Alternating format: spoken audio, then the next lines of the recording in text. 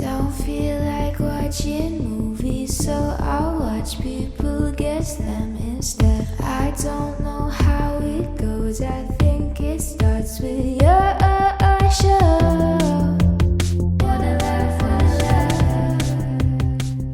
Hey guys, welcome to the Valleycast.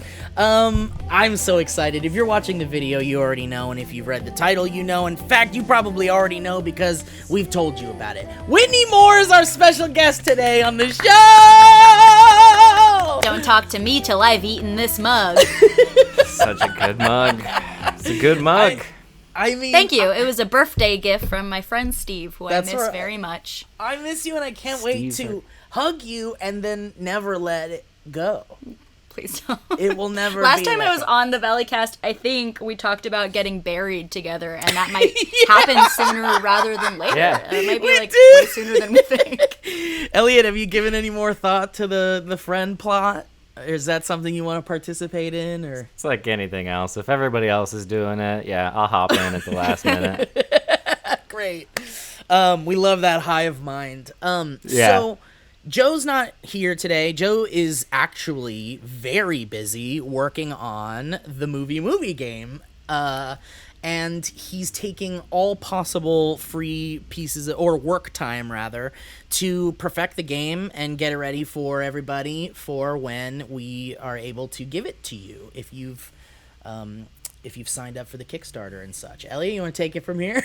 I loved it. I loved that little moment where I could tell you did not have an end to the sentence. And you're like, I I certainly did not.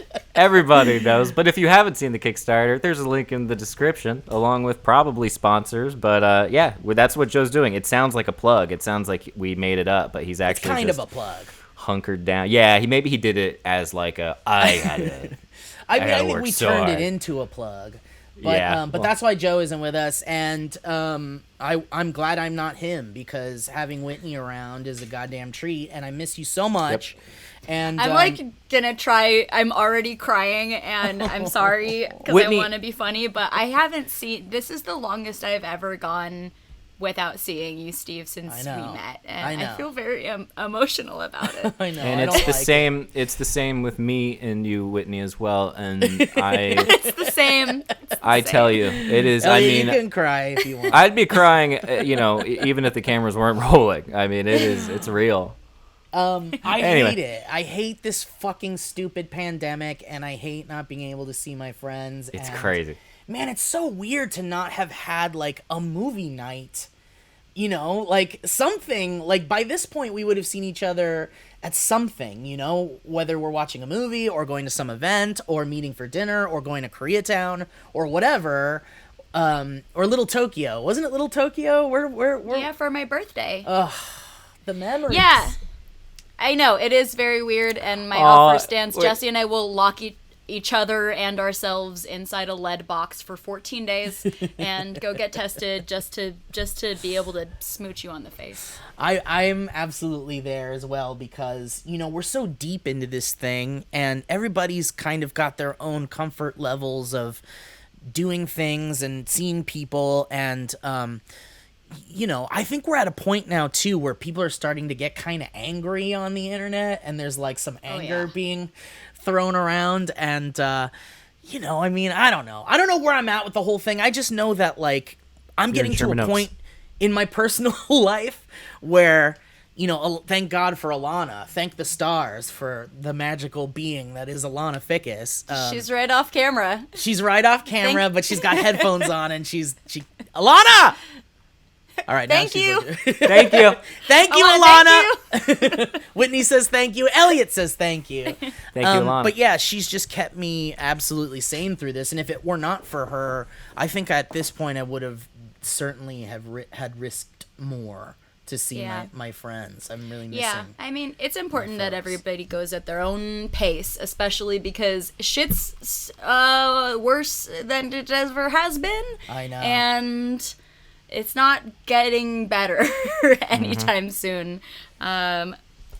Yeah, I don't even know if we're beginning to have seen the effects of this on, like, people's emotional toll that it's taking. Like, it's been so long, and, like, you guys have such close circles of, like, social connection that like to not have any overlap, and then like all the other circles, it's just crazy. Like it gets to a point where I'm like, I forget certain people are like out there because I don't have contact with them. I'm not seeing them in anywhere, and so then I'm like, oh, this isn't going to be good for my brain on like a big level. I think it's making everyone a little bit more introverted, and like you said, Steve, very angry. There seems to be a lot of anger on Twitter. A lot of mean things people say. Hey, what's up with that? Yeah. I think for lots of people in LA especially, like, you know, LA is full of the weird ones of the town who like went away from their families to come and the black and sheeps. be entertainers. Yeah, it's full of black sheeps, and so we build our own families down here, and I very much have like my family down here, and it sucks to not be able to see everybody. Yeah, I know. And the technology helps, you know, it really does. I've been playing fucking Fortnite as a nearly 40-year-old man, but the reason why is because I'm just hanging out with my friends while we're like joking around and shit, and I wish everybody would play Fortnite with me. I want to play Fortnite with my friends because it's like my version of getting to see you, you know. And that's where I draw the line. I know so many people draw the line there. In fact, Joe, our own Joe Beretta, he cannot stand Fortnite because it's like it tears his home apart.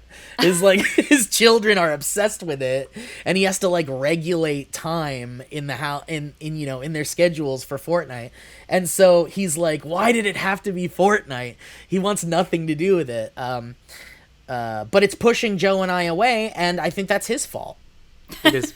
Thank you for saying We played it. Fall Guys for like a minute. Yeah, we did. I got really too angry at Fall Guys. I gave up. I liked just being on like PlayStation chat with you, but I couldn't because I was always too high too. I always was like, I'm gonna get high and play a game with Steve, and that's such a bad idea with Fall Guys. You can't do it. Yeah. No, yeah. It makes it. It's already so weird with that game because it's slow motion and all the controls feel delayed. And then when you're high, it's like you can't get that timing right. Yeah, I don't know is why I always That think I'm windmill's good at gonna- games when I smoke weed. I can never. I don't understand basic anything if I've had a little bit of weed. So I think I don't know. I might have gone into the opposite end of that spectrum. Like, I'm not good at things You've when I'm passed through. sober. I'm only good at them now when I am high, which is not okay. But anyway, so I want to talk about a lot of stuff, and we're kind of breaking format a little here because I'm not going to the Patreon for questions unless, Elliot, you'd like to, and I'll throw that on you. But I really wanted to talk to my friend Whitney, obviously, and Elliot, obviously, and just kind of talk about whatever. But first, I want to talk about Whitney. What the hell you've been up to since the last time we saw you, which I feel like as the Valley folk was that Valleycast where we talked about being buried together as friends. And then before that, we did that seance sketch, which was wonderful. But what have you been up to? What have you been up to? I mean, yeah. So the last time I was in the Valley Folk office was over a year ago because that was for that. So it's been long days. God damn. What have I been up to since a year ago? Gaining weight, trying not to cry. I'll start in the immediate thing because I just made a movie with Brie and I'm really excited about that. So I'll talk about that first because it's the best and only thing that's happened this year, pretty much. Well, except you did the film festival that I put together. Dude, that was so rad. I loved that. That was when we thought there was going to be a month of quarantine. And I was like, oh, it would be so cute to do a little film festival with my friends. And Oh, yeah. We all went through the phase of, like, we're going to make the best of this, and it's not going to get us down. We're like, we're broken. By the fall, we'll be back at Disneyland and hanging out at restaurants. I didn't even people buy are still masks. all the way the fuck at Disneyland. My sister just went to Disney World, by the way. Fucking Florida, man. Hey, Florida. I'm going to fucking talk shit Florida. because I know she doesn't listen to this podcast, but fucking Florida, man. Yeah. She was posting her stories and I'm like, how even can you like whatever. If she felt like it was safe and I told her and she was like, oh, it feels very, very safe over here, whatever. But even just like posting that shit feels so like rude in a way. Like you're gonna give so many people anxiety and then people are gonna get mad at you online. Yeah, I can't tell if I would like to know how someone is in Florida and thinks it feels safe. Like, period. Well, that's not as hot and dangerous. I just don't know. I can't tell if it's like if it's that they're ignoring it or that they're intentionally like pushing the fact that that they've just gone back to their normal lives. Like I can't tell what. I think it's a little column A, a little column B, also combined with the fact that like there haven't been any clear lockdown restrictions since the beginning and stimulus check, and so businesses, Disney is a struggling independent business. Yeah, they need it. They gotta stay open. It's a mom and pop. Yeah, mouse and mouse. Mouse and mouse. Mm-hmm. Elliot, what's wrong with Florida? What's wrong with Florida? Like, what how do you feel? Because Elliot's from Florida. Yeah, I mean, I have no, it's a real mystery. I think truly it's a little column A, a little column B. I think not clear guidelines, struggling businesses like Disney, which is, of course, a struggling independent company. Yeah, I think Whitney nailed it on the head. Yeah, that's about it. I have no idea. I was talking to my mom earlier, and she was saying that, like, people she's like, you just got to use common sense, but then there's people out like in 50-person groups out on the water and boats and like just partying constantly at the beach, and the young people specifically don't seem to really truly care very much. And so but at the same time they don't want more regulations because they feel like they can have just common sense and that'll get them by, but then people aren't following that, so it's a very strange mental. And who establishes what is common sense? Like, who's the common sense for me is different than common sense. Yeah. Like I just don't get where you can't say use common sense to someone who was born and raised in Germany, or like, or in Japan, because you could be like, well, their common sense is different than our fucking common sense. So who's in charge of common sense? I am. Whitney is in charge. Okay, you know what? Common sense. From this moment forward, Whitney Moore is in charge of common fucking sense. You have my vote. It's just, I get a lot of letters. I get a lot of hate mail, but what I say is the word of common sense, and I want everyone to treat it as so. My sister's in-laws are from Florida, and they will be visiting for Christmas, so that goes directly against my own common sense laws. They're visiting you? And I'll be having several words. They're visiting you? Yeah, visiting, like, my family up in the Bay Area. Wow. Yeah, my brother is coming back. It's a nutty time. My brother and I had this whole conversation. I feel like I talked about this already, but in case anybody didn't hear it, or Whitney, I want to talk to you about it. But in a similar sense, my brother is going to this expo for his job, and he's got a job to work at. He's going to be in Las Vegas like 3 days before Thanksgiving, which is like, I don't know, maybe tomorrow or something. But he's going to this. Fuck! No, he's going to this expo, and Steve hates Thanksgiving. For his job. I didn't put the turkey in. No, but my brother's going to this for his job. He's like running this thing for an event, and he's like, and then we were talking about getting together as a family for Thanksgiving, but then he was like, but I'm going to be at this event where people from all over the world are going to be there, and everybody's going to be wearing masks, of course, and being as careful as you can. And he's like, and I'll be wearing a mask and I'll be careful, but also like I'm going to fucking fly there, and I'm going to be at the airport, and I'm going to be at this place full of people, and then like we're going to gather as a family where like it's like no way. No fucking way. No expos. No expos. We survived. I know. Probably a long time without expos. I don't know when expos were even invented, but... Well, you know what that sounds like, Whitney? That sounds like just the thing the head of common sense would say. So, thank you. No more expos until we have a No more expos. That's why I was chosen by God Exactly. to be the common sense expert. God But Zaragoza. The film festival that you like curated when the pandemic was starting, like truly I didn't realize it.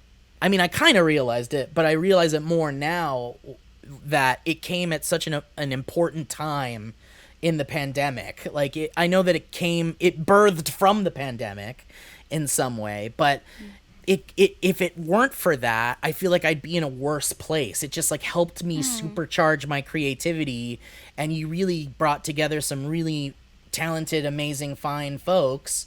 And I just love that you curated that and you made that happen. It was such a special thing for me. That Thank really you. helped. It kept me going too. It was nice to have a distraction and a creative task to work on. I wish so many people didn't use licensed music so that I could post them to the internet, but it's just a thing that we get to see, and you'll have to believe that they were all good. And then the same thing happened for the election. I was just getting really fucking stressed, and like I have different political beliefs than some of my family does, and I was just like stressing about that, and I was like, I'm just gonna write a short movie, and it was great. It completely took my mind off things, giving yourself a creative challenge, and that's sort of what I wanted to do with the film festival, because I had never written and made really anything myself before, and so I made my Cum movie, and which is called Cum Movie. It's called Seed. Yeah. That's what it is. Because it has to be part of the alphabet. That's now it can be called Cum Movie. Yeah. Well, I thought it was Seed : Cum Movie. Seed : Too Cum, Too Furious. Yeah. That's in the franchise. It is. It is a franchise. There's gonna be merch down the line. Whitney, how are you keeping up this immense productivity on a creative level at a time in which you're most isolated? It is very admirable. And what's the secret? Tell me, please. It's wanting to be distracted and not be on Twitter less. Like it is. It's so scary being on Twitter all the time, and also I realized, my main gig during quarantine has been interviewing musicians on Tower Records, which they were meant to reboot or relaunch, I guess, at South by Southwest this year, and obviously that didn't happen, and so I've been doing that instead. And every day I talk to musicians who are just like telling me that the way they've gotten through things is by channeling all of their bad feelings and all of their anxiety and everything and making art out of it. And I think that it was just like the message of hearing that over and over and over, combined with existential dread, fear, everything. And then I was just like, I need a distraction. And it kind of came together weirdly perfect because can I talk about it? Please. Yeah, I'm very curious. Okay. So I wrote this short probably about a month ago now, and I sent it to our friend Bree and her boyfriend Nathaniel, and you've probably met Bree's friend Chelsea, who's very, very funny. Very and funny. I was like, I wrote this for fun, and let me know, like, maybe we could make it if you like it, like, no pressure or whatever. I had never written anything for someone before, for other actors, and like barely even written for myself, and they loved it, and they were like, okay, yeah, let's do it. Nathaniel will be in town because he lives in New York in this part of November, and that was like 2 weeks away, and so I was like, okay, Yeah, okay, what do we need? We need a Airbnb to stay at, camera stuff, I don't know. And I reached out to my friend Brandon Dermer, who's a really, really talented director who I have worked with, is the oldest friend that I have in Los Angeles that I've worked with. And, love Brandon, he's a good boy. He's a good boy, he's a great boy, he's a fantastic boy. Yeah. And he was like, okay, I'm actually shooting my first feature right now, which also fucking cool. yeah. I'm Good for gonna him. assemble a team for you. And he put together a team.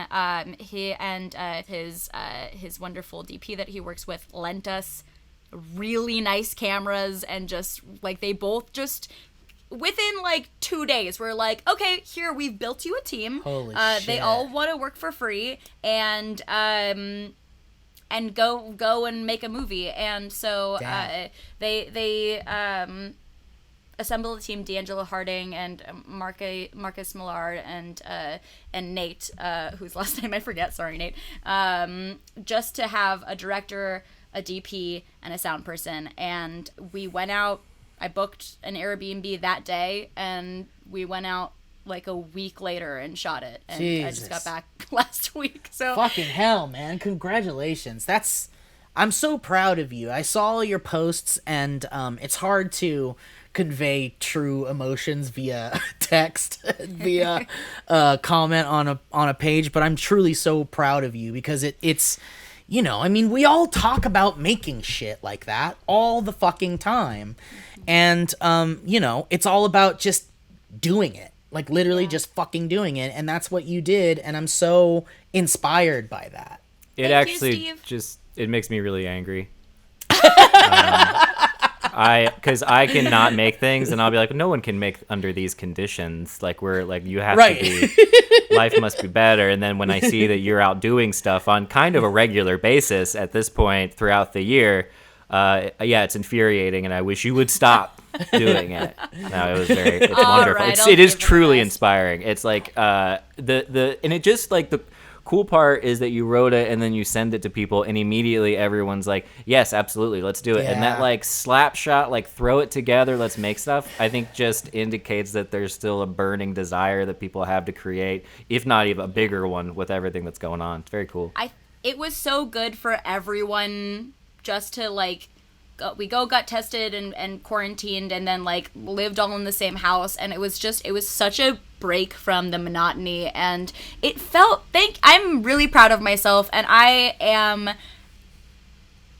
kind of like tweeted about this the other day, but for many years, and including like when we were at SourceFed, had gotten really down on myself about the film industry, and I was like, man, I'm not getting like good auditions. I'm not auditioning for like the fun indie movies that I want to be, which Brie pointed out, it's because they hire their friends. You either have Yep. to get in one of their circles or create your own. Yep. And I finally, like this year, I guess because we have the time, was like, oh, I should just stop telling people that I'm an actor and writer and show them instead, because people won't just like believe you. It's so like I really am kind of like disgusted with the way I assumed that people would just want to hire me off of me telling them.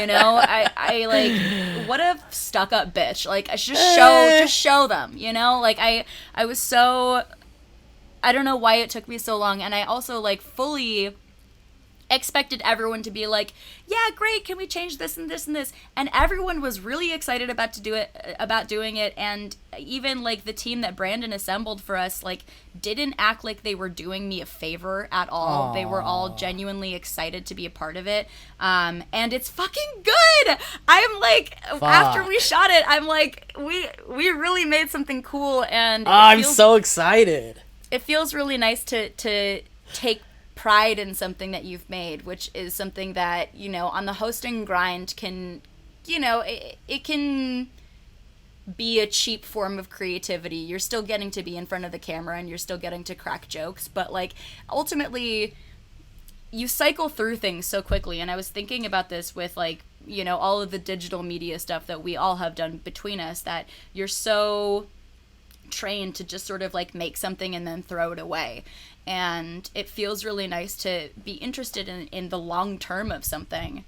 And I had the secret fucking weapon of Brie Essrig and her OnlyFans, and we did an OnlyFans collab and were able to fundraise for the movie, so we got to pay everybody, which is Fucking hell. all I It's really just want to do. perfect. Great. It's perfect. Serendipitous.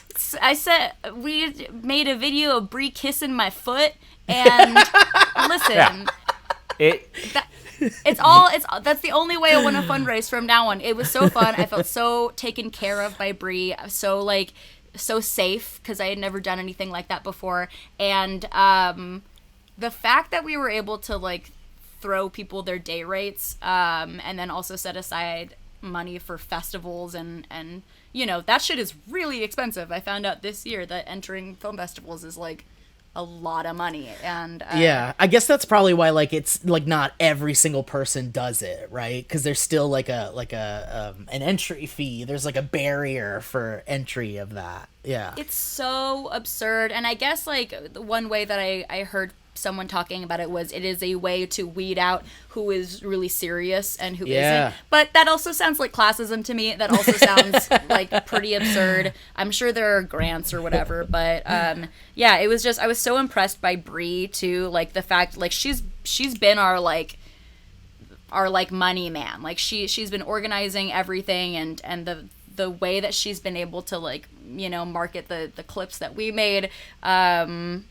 it made it into a legitimate production. So it's the most 2020 thing I think I've heard. Like, it's great. It's perfect. I love it. I love when people are motivated and to just do their own thing and don't let anything stand in their way, essentially. And like for us, we're so lucky to have like people around us in our friends group and in our circle that like there's just no excuse for us to like not be making movies and things all the fucking time. It's just like our own insecurities and our own like feelings of inadequacy and imposter syndrome and all those things, which brings me to my question to you, Whitney, which is how many times from when you sent the script to Bree and Chelsea and Nathaniel to when people were like, oh, this is when we should do it, did you consider like this will happen next year, or like this will happen at some other time? Like I thought you were gonna ask how many times was I like feeling imposter syndrome, and was I like this sucks. Well, it's kind of connected to that, because I feel like the feeling of like I'm not good enough to write a movie, or I'm not good enough to convince my friends that this is good enough to lend me their time and their talents to. But I think it's connected also to that feeling of well, here's the thing that I did, and I sent it out into the world, and if we make it, that's cool. But like, because for me, I feel like I would push it, like I'd be like, let's not do it yet. I'm not ready yet, and I think that's where I really fuck up with my personal motivations, is like, maybe now's not the time for this, because it's insecurities, and it's like, did you ever have a moment where you were like, maybe we can push this off and then I don't have to feel anxious about if this is going to work? Well, I have to tell you, Steve, just as a preface, I don't suffer from anxiety in the way that you do. And so just true, as a base level, I am pretty, except for having epilepsy, I'm pretty neurotypical. And so I will say that is part of it. But also, I mean, the weekend that it took everyone to read it was a very long one. I was like, where do I get off? Like, demanding people's time, whatever. But ultimately, like, when you make stuff for your friends, you should feel taken care of by them, and that means that they should feel honest, like they can be honest with you about feedback. And we did work on things together. Scripts, like, changes were made, and ultimately it was really collaborative. So I think that starting with a good group of friends who I really trust to tell me and like not sugarcoat things and not like try to like walk on eggshells around my feelings is one big part of it. And then honestly, I think that quarantine combined with the fucking like desperation we all feel right now, and like how scary shit is, galvanized me to want to make things, because I was like, what the fuck am I waiting for? Like, why? This is the time where studios for the most part have stopped making movies. Like, I don't get to have the excuse of like, oh well, I need to keep my schedule open for auditions or whatever, as if I've been getting auditions. Oh god, actors have so many great excuses to just justify not doing anything. It's wonderful. It's so true. And so like this year we were stripped of that, really, and then with the added time frame, the immediacy of having Nathaniel come in from New York and just saying like, well, I'll be here, it kind of gave me no excuses. And also I just really wanted to fucking go to Palm Springs and get away from everything for a little while. Yeah. That's a huge hidden benefit, is like going on a trip with your friends. And we still had like, you know, our last night where we got to enjoy our Airbnb, and it felt like a trip and it felt fun. And yeah, it was very selfish in that way. I love it though. Let me I love it so much. let me interrupt right now and just say right now ads, and then also maybe Joe will do them, which will be really cool. Oh, that's and then fun. Hello, everybody. Welcome to the ad portion of the podcast. These wonderful businesses support the Valley folk, and we appreciate their support. My name is Joe. I'm here for this portion. I'm not on the podcast itself because I'm deep in the recesses of creating so many prompts for the movie game, and the boys took it on their shoulders this week, so I appreciate that. On to the reads. Here we go. This holiday season, more people will be mailing stuff than ever before. That means the post office is going to be busy. You don't have time for that. Nobody has time for that. Stamps.com brings the post office and now UPS shipping right to your computer. Mail and ship anything from the convenience of your home or office. With Stamps.com, anything you can do at the post office, you can do with just a few clicks. Plus, Stamps.com saves you money with deep discounts that you can't even get at the post office. We know this is true because we use it at the Valley Folk, and it's been a lifesaver. Same with my family at home during all the crazy that is 2020. It works, and it's good. And as they said, it's convenient. Stamps.com brings the services of the U.S. Postal Service and the UPS right to your computer. Stamps.com is a must-have for any business like the Valley Folk. Whether you're a small office sending out invoices, an online seller fulfilling orders during this record-setting holiday season, or even a giant warehouse sending thousands of packages a day, Stamps.com can handle it all with ease. Simply use your computer to print official U.S. postage 24/7 for any letter, any package, any class of mail, anywhere you want to send it. Once your mail is ready, just schedule a pickup or drop it off. It's that easy. They give you choices. You get to customize it however you like. With Stamps.com, you get 5 cents off every first-class stamp and up to 40% off priority mail and up to 62% off UPS shipping rates. So it's like, gosh, Stamps.com, you just saving me bunches of money. It's not to mention it's a fraction of the cost of those expensive postage meters. You can go ahead. My daughter just walked into frame and now she's grounded. Stamps.com is a no-brainer, saving you time and money. It's no wonder over 900,000 small businesses already use Stamps.com. So don't spend a minute of your holiday season at the post office this year. Sign up for Stamps.com instead. There's no risk, and with our promo code Valleycast, you get a special offer that includes a 4-week trial plus free postage and a digital scale. No long-term commitments or contracts. Just go to Stamps.com, click on the microphone at the top of the homepage, and type in Valleycast. That's Stamps.com, enter Valleycast. Stamps.com. Never go to the post office again. Hey, do you guys like hugs on your feet? Because that's what I'm going to talk about. I'm going to talk about nice, comfortable, perfect hugs on your feet. Believe it or not, the holiday seasons are almost here. It's been a strange few months, so why not give friends and family the gift that puts a little jingle back in their step? For 20 years, Features has been solely focused on delivering an unsurpassed performance sock. We're talking a great pair of socks that can be the perfect holiday gift for everyone on your list. And with Features, every pair feels like a custom fit. And that is truth. That's what I was saying earlier about the hugs on your feet. How does wearing Feature socks compare to wearing regular socks? Do you notice the additional support or feel a difference during your game? Is what the sheet is asking me in the moment. And yes, it's weird because you know how you feel good with a pair of shoes on that totally supports you? That's how it feels with these socks. It feels like there's extra support. It feels like I'm just ready for the day. And it feels like they're going the distance with me and they're going nowhere else. Especially because one is designated for my left foot and one is designated for my right foot, so I ain't getting all confused. It's great. Runners around the world have loved Features for years, but they're not just for runners anymore.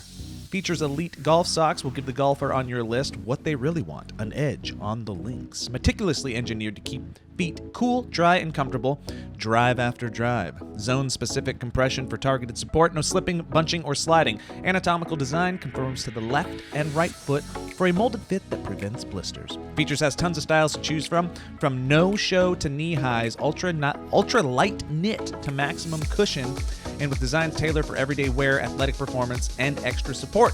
Lifetime guarantee. If you're unsatisfied at any point, get a replacement pair. No questions asked. That's what I like. No questions asked. Thank you very much. Features is a proud family-owned business. Hugh Gaither founded the company in 2002, and now he and his sons Josh and Joe, sweet name, own and operate the company in North Carolina. Their mission? To create products that help you achieve your personal best. And again, from this guy, my point of view, I'm not even a golfer. You don't got to be a golfer. These are great. I hope they swiftly take the place of every other sock in my drawer right now. So, if you also want to try them, you can get $10 off your first pair of features just in time for the holidays. Use promo code Valleycast at features.com for $10 off your first pair. That is FEETURES.com, promo code Valleycast. I really, really do recommend trying these out, so give them a shot and let us know how they feel. Back to the cast. We're back. Perfect. Whitney, I have a question. What is it about? Oh, I'm glad you asked. I want to tell you guys the full thing, but I'll just, since this is a podcast, Yes. I'll say. Wait, I'll tell you the. Hold on. My brain stopped because it sounded like Elliot was going to say something else. Like, let me ask you a question. What is it about? And I was like, What is it about? And the fact that Whitney started What is answering. about airlane food? like, Airlane. Get out of my air lane. What is it about? Do you want to talk about what it's about? Because Yeah, Yes, I mean, I'm assuming you can tease, but don't.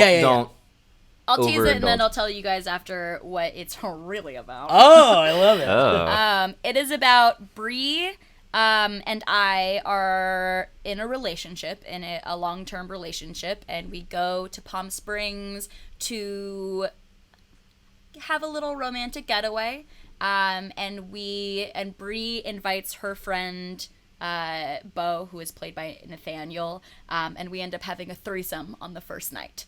And shit gets a little out of hand. That's what I'll say about it. I'm in. This sounds great. Yeah. What genre would you say this piece is? I would say it's a dark comedy. Yeah, sounds about right.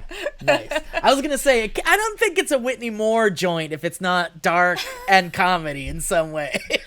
A Whitney Moore joint, baby. Film. Can you imagine if I made one short film and then started calling it that? You should. What do you? I mean, No. that's the lesson. What are you waiting for? You know what I mean? Time to. Just, Like here that comes thing. another classic. Here comes another classic from me.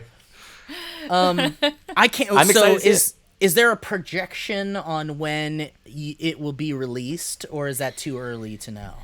Well, the interesting thing is I have never made anything that I am so excited about putting out, but I've also now, like, having something that I am really excited about and want to see go places, that means I have to abide by certain rules. Like, if you want to enter it into film festivals, that means you can't release it until they've premiered it. And so a lot of those deadlines have passed already. So we're figuring it out. I don't know. I'm not in a hurry to release it. I want to, because I'm excited, but we put so much work into it, and I just want it to be as good as it can be, without pushing it. Like, I don't know. This is a part of the creative process that I have literally never experienced before. The, like, when is my baby done? When is it ready to push out? Like, right. you know, I've never done that before, so I'm excited to find out the new and exciting stresses that come with that. That's awesome. Let us know what it's like. We'll be, When you're real stressed, we'll have you back on the podcast. right. Well, yeah. I mean, we'll keep an eye on your socials and stuff for when you're ready to drop a release date or something. But Everyone that I know that has made movies has been like, "Oh, welcome to post-production hell! Like, you're gonna fucking go crazy." So I'm excited about that. Well, I can't wait until you're comfortable enough to show me a cut before it goes out. Oh, you know what Secretly. I think that we might do is, you can rent an AMC theater Yeah. for $99, and I guess you can control your own programming too. So we may do a friends and family screening. I mean, I'm in as long as we can play Fortnite afterwards on the big theater you're not screen. invited. Oh, okay, great. Shit. Got you. So, really quick, because we have you here, I just wanted to talk about the Corridor Digital video you just did. Oh my god, yes. So, Elliot, are you aware that Whitney was... Okay, so Corridor Digital did a video where they, like, redid the visual effects. Please pretty up, Whitney. It's embarrassing. Thank you. They redid the visual effects in the classic horror film Birdemic, starring our very own Whitney Moore, and they redid like an entire scene's visual effects with like better eagles and better birds and shit. And they had Whitney come back and do like additional scenes and shit, and that was awesome. What was that all about? So I guess this was a series that they have been doing for quite a while, is taking movies that are sort of beloved and then improving on their graphics and on their effects. And I knew a couple of the Corridor boys just from friends, and I used to work with Clinton at Rocket Jump. Whoa. Before I worked at SourceFed, I did their social media. Whoa, and damn. that's a job that sucks, by the way. I did because I was like selling my comic books and clothes for rent money for like so many years when I was in my early 20s. I was like, oh, I'm on Twitter a lot. Social media will be easy. And like, those boys were fun to work with, but I worked at a couple companies, and like, especially now, I can't even imagine what doing social media for like a company would be. So yeah, Clinton hit me up and was just like, hey, we do this series. Do you want to come in and like stand in front of a green screen for a second and see? And yeah, I like don't talk about Birdemic very often because I never want to, I don't know, I just never want to like make that my thing and bore people with it. But I do have a lot of like very insane stories that and also all the old emails from that guy that directed it that are like completely bonkers. So maybe I'll do something with those someday. Yes. I had such a great time with them because they didn't know any of the backstory. They didn't know that it was like a traumatic experience and like how fucking nuts this dude truly is. So I had a great time shocking them with the stories that I had, and they're all just the sweetest boys. They created a 3D model of a giant bird that is like a buff guy that walks around. They're so funny. Yeah, I would not be surprised if James Wynn himself tried to hire him for Birdemic 3, which by the way, they called what the third movie is. So I saw a casting breakdown for it earlier this year. It's called Birdemic 3 Sea Eagle, and it's about one big bird. And they kind of did that in the short, and I was like, whoa, you guys are gonna get hit up. I mean, can he afford the Corridor guys? 1000% no. I think that the deal is, I don't know if I'm like allowed to say this, but I think the deal is Severin, the company that released the first two, is gonna like kick him some money to make the third one to springboard the documentary about him that has been like a decade in the making, from my friend Bobby, my friend and landlord Bobby, who also you know from the ABC short, who did R Word High School. Oh yeah, I loved that so much. He has been doing a documentary where he let like that guy stay at his house, and he truly rubbed shit on his walls, like that kind of insane person. Oh, and will that be in the documentary? I don't think there's like footage of it, but it goes But back will they talk about that? to then. Reenactment? There's a lot. I think there's a lot that would be, because you know when you do a documentary, you're still telling a story. There's still a narrative, and so I think the struggle with that guy James is that like he's a really crazy person and also a really bad person, and oh, no. Those things are obviously not mutually exclusive. Sure. And he is trying to figure out the kind of story he wants to tell. You know, that'll still be like nice angle. and fun for people to hear. Yeah. Yeah, great. that's But so it was great Yeah. hanging with those boys. It was just nice to like be outside. Yeah, and yeah. I loved it, and it looked like you had fun for sure. And then the finished scene is absolutely ridiculous, and if it were somehow cut into the film, it would make it like a masterpiece, I feel like. I know. I mean, yeah, it's so weird, like thinking back then, because I was a baby. I was like brand new legal adult, and and you know, if you watch it back, I like sound like this, like I'm such a little child in it. So even like watching those scenes back, I was like, the trauma comes flying back in. I bet. Yeah. I mean, you know, I don't think it's something that you have to worry about being like known for, because I think it's just something you did, and you're so much bigger and better than that. So Thank you. I wouldn't worry too much about Birdemic being a haunting thing in the zeitgeist, but I'm sorry that it was not a fun experience for you, and I hope one day you get to tell the story maybe, and then find some comfort in it maybe. I don't know. Yeah, well, you know, the good news, which I kind of got into in the video, was like, for better or for worse, I've met so many of my best friends through that, and through like the B-movie scene, and it's such a, like, my love for bad movies is such a core part of me anyways. So I mean, you know, I feel like it's just part of me. Yeah, it is. But it's not the thing you'll be known for. It will not be. I'll be known for Cyrus. No, Garrett just inhabited my soul for a moment. So I guess we gotta wrap it up. We shouldn't take too much of your time. Yeah, I'm very busy. Aren't we all? I mean, you're a writer, director, producer of your own short now, so you can say you're too busy, and that's okay. Before it wasn't the new okay. Whitney more joint coming your way.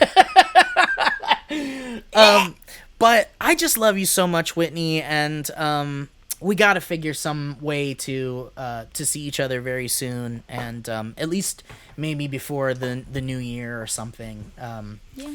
You know, Yeah, in some safe way. just keep on letting me know what you're comfortable with. The offer stands, and you know, we're okay waiting for you, Steve. Well, I love you, Whitney, and I appreciate that.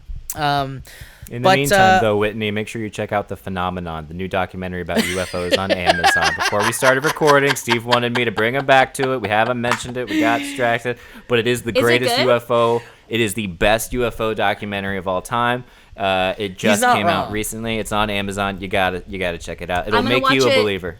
I'm gonna watch it tonight. I am a believer, and I'm very excited. I love paranormal and alien shit. Oh, you're gonna love it. This is it feels very legit. It's nice. Yeah, there's like a little bit of like interesting like filmmaking decisions, but ultimately it leaves you kind of feeling like why aren't we more interested in the fact that there's like basically undeniable proof of at least unidentifiable flying fucking objects? Like I think undeniable UFOs. Yeah, undeniable fucking. Oh wait, undeniable, fucking unidentified. So UUFFO.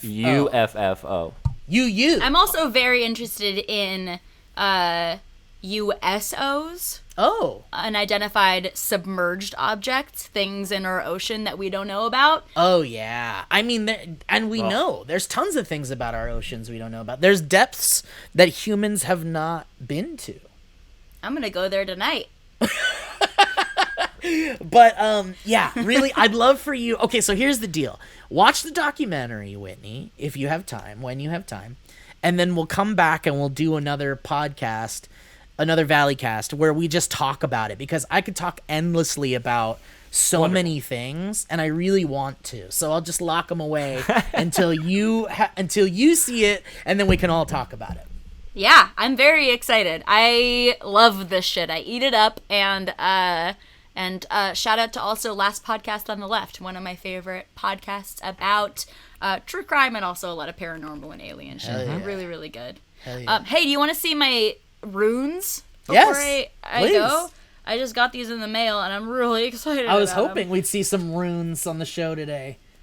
I've been thinking. I think part of it is just all the dread from this year, and also like, and my own experiences with like Christianity and organized religion. I'm just like, I'm ready to have a spiritual practice back.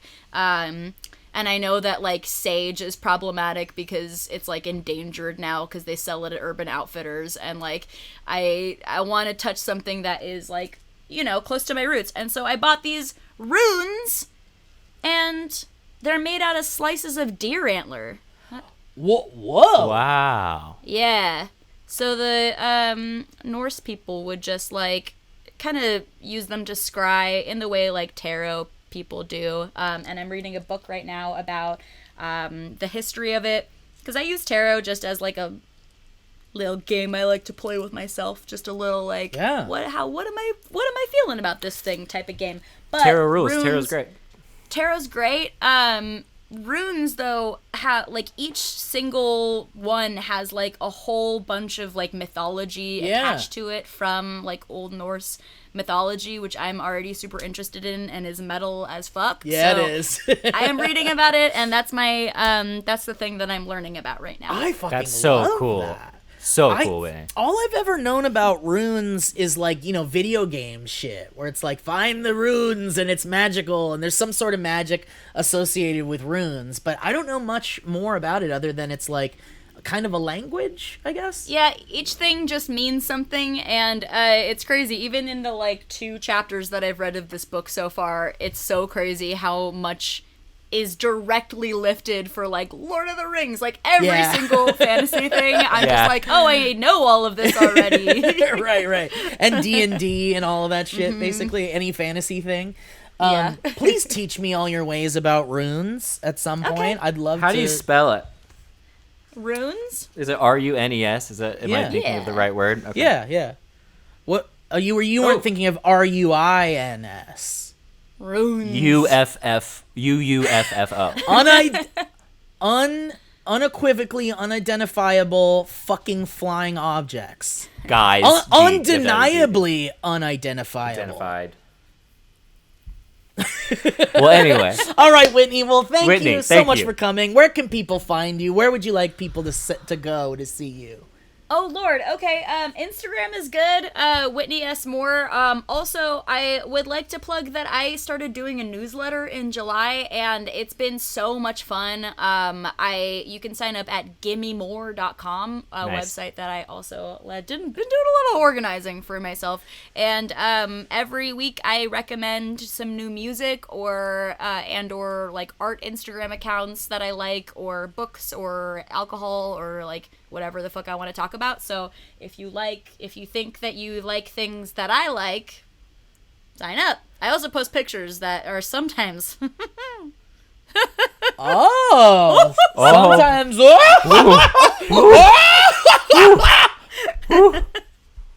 just sometimes. Well, Whitney, did you realize that the site is also kind of like your last name? Give What do me you mean? more. All right, and that's our show, everybody. Thank you so much for... Whitney, I love you so much. Thank you so much. I miss you. Thank you for your time. It's precious, and I miss you. Give Jesse the biggest wet tongue kiss possible. Care of me, please. I will. He's got a new job now that he's so excited about. So I'll tell you about that. I'm so excited. In my honor, when you see him, can you be like, "Hey, man, what's up? Good to see you." Yeah. Just tell him it's from me. In Joe's honor, I'm gonna give him a rub around tugger. Yeah, There you go. Rum tum tugger. Run around tugger. Elliot, anything we should say? Like, if you're thinking of becoming a patron of the Valley Folk and supporting this big, dumb calliope of ridiculousness, you can go to patreon.com/thevalleyfolk. And we also have a sweet kick-ass card game that you could play with your friends. called The Movie Game. And Elliot, what's the link to that if they want to support that? Oh, it's right there in the description. You can there find it it is. at bit.ly/movie game, everybody. And patreon.com/theValleyfolk. And be sure to check out our sponsors for this podcast if you would like to get cool deals on things and also help support the Valley Folk as we continue to make fun for everybody involved. All right, well, thank you so much, and we appreciate you, we care about you, and we'll see you next time. Bye, everybody. Bye bye.